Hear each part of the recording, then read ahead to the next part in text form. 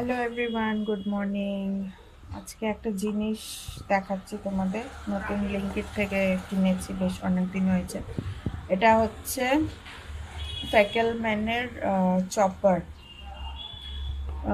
Chopper যেটা মানে thread দিয়ে টানতে হয়, ওই জিনিসটা অনেক দিন ধরে ইচ্ছে ছিল অর্ডার করব।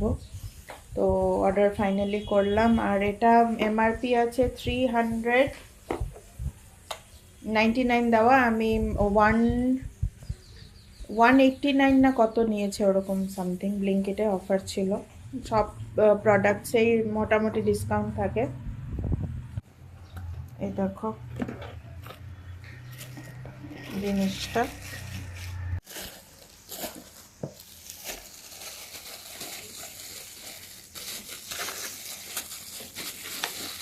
এই যে কি কিউট না, দেখো ব্লেডস।